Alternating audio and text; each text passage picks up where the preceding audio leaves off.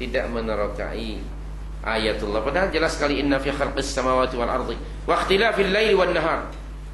Pergantiannya waktu malam dan siang. Siapa di antara kita yang menghubung-kaitkan pergantian waktu malam dan siang dengan kehidupan kita? Most of us kita tidak menghubungkannya. Padahal malam dan siang itu ada hubungan dengan kehidupan kita. Sekurang-kurangnya umpamanya malam untuk rehat, siang untuk bekerja. Itu sekurang-kurangnya itu. Dan berarti di antara malam dan siang umur berkurang lah. Kan malam diganti dengan siang, siang diganti dengan malam, maknanya umur dah berkurang 24 jam, 24 jam, 20 jam.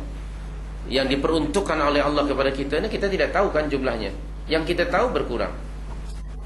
Tapi herannya ada orang yang bila berkurang umurnya dia happy. Heran betul. Happy hilang umur, happy hilang. Umurnya hilang dia happy. 60 tahun. Dia hilang usia dia. Peruntukannya sudah finish for 60 years. Mestinya dia duka cita. For 60 years apa yang dia sudah buat? Mestinya dia merenung. Dan dia ada raghaban wa rahaban. Seperti tadi dalam surah 59 ayat 18. Ya ayyuhalladzina amanu taqullaha wal tanzur nafsum ma qaddamat lighad. Betapa kita maghrur, tertipu ya dengan budaya orang Kristian. Okay. Hilang usia yang modal yang paling pokok dalam hidup ialah umur atau usia. Bila hilang malah dia happy. Kadang-kadang tidak jujur ketika sudah 50 tahun ke atas. Ini birthday yang keberapa? Rahsia. Makin jadi pembohong. Na'udzubillah. Okay, malu kalau sudah usia 60 tahun, 70 tahun. Apa yang dimalukan? Adakah nak dikembalikan 71 jadi 17? Tidak mungkin. 52 jadi 25? Tidak mungkin. Mestinya nahmadallah. Makin berkurang umur mestinya makin kita cemas. Karena apa? Peruntukan yang akan datang itu kita tidak tahu dan yang pasti lebih pendek daripada yang sudah dilalui. Ada orang Arab mengatakan kullu ma fata fata wa kullu ma huwa atin wa qarib. Tiap-tiap yang sudah lalu itu dia sudah lalu, tidak mungkin kembali. Dan tiap-tiap yang akan datang pasti akan datang dan hampir.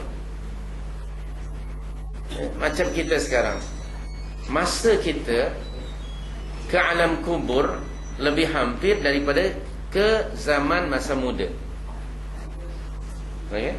Mungkin tak kita kembali ke zaman masa muda? Tidak mungkin physically, tapi di minda adalah. Kita muda aja ada. Taib. Jadi sekali lagi bahawa kita ni bila hilang saja usia malam dan siang harusnya merenung. Maka salafus salih tiap kali berakhir satu hari 24 jam mereka dalam keadaan raghaban wa rahaban, menangis, selalu melakukan muhasabatun nafs. Diriwayatkan ada, anda sudah pernah mendengar hadis ini. Mafhumnya barang siapa yang hidupnya hari ini lebih baik dari semalam, itulah orang yang beruntung. Barang siapa yang hidupnya hari ini sama dengan hari yang semalam, itulah orang yang merugi 24 jam. Barang siapa yang hidupnya hari ini worse than yesterday, itulah orang yang celaka. So ketika kita sudah 40 tahun, 50 tahun, adakah akan sama dengan sebelumnya? Rugi. Usia makin hari dia makin berkurang.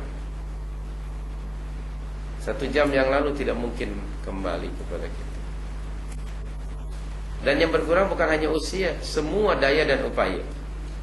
Fizikal kita, mental kita makin berkurang, pendengaran, penglihatan dan lain sebagainya. Sudah ditarik dan dikurangi sedikit. Subhanaki karim. Wa fi anfusikum afala tubsirun. Surah 51 ayat 21. Wa fi anfusikum afala tubsirun. Pada diri kamu sendiri tu wahai manusia ada tanda-tanda yang menunjukkan kekuasaan Allah. Afala tubsirun? You tak fikir ke? Allah menempelak sikap manusia yang selalu lupa pada Allah. Surah 51 ayat 21. Wa fi anfusikum afala tubsirun. Bukan afala tanzurun ya. Basirah. Tidakkah kamu melihat dan perhatikan? Artinya apa? Melakukan muhasabah.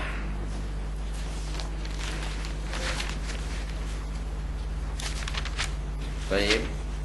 Wa fi anfusikum afala tubsirun. Itu pertanyaan disebut pertanyaan lil ingkar ya. Allah mengingkari sikap manusia yang selalu lalai. Dan memang sifat dunia ini selalu melalaikan ya.